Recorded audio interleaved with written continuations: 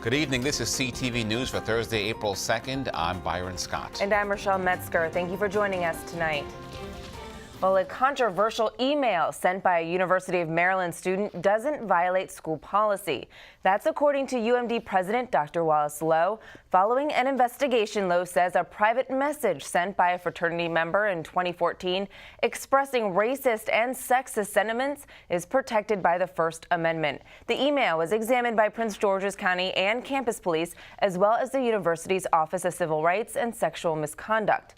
In a statement, Lowe says while the email was hateful and reprehensible, there was no subsequent conduct by anyone that raised safety concerns. The controversy has students speaking out at a campus town hall meeting this afternoon.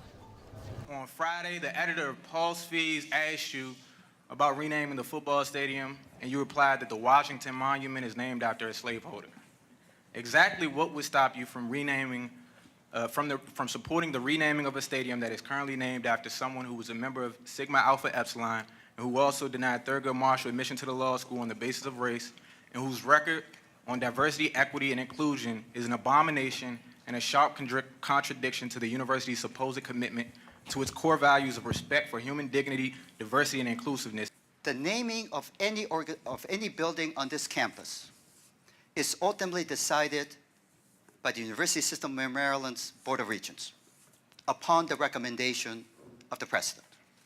And the President makes its recommendation on this issue as well as on any other issue by our system of shared governance.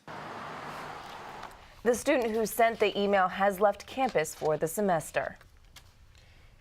And Prince George's police investigating a homicide in Seat Pleasant.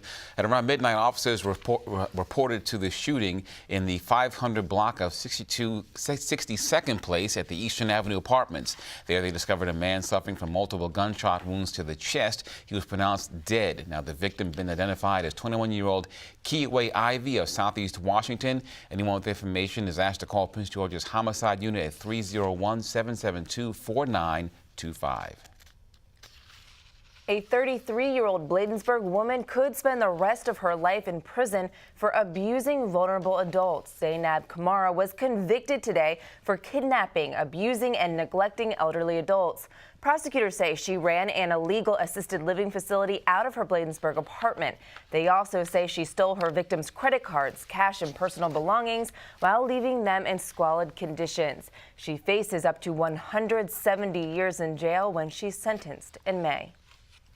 And those carry-out boxes from local restaurants could soon change if new legislation to ban polystyrene is passed. Now, the Prince George's County Council considering a bill that will prohibit the sale of food service products commonly used in disposable plates, cups, and bowls.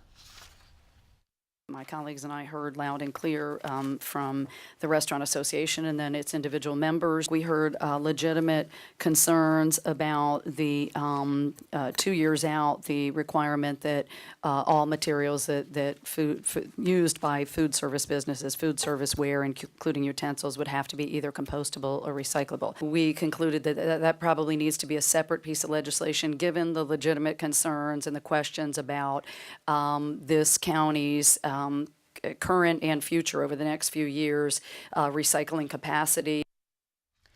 The National Research Council recently listed polystyrene as a human carcinogen. It's rarely recycled due to the difficulty of transporting the material and because of contamination concerns.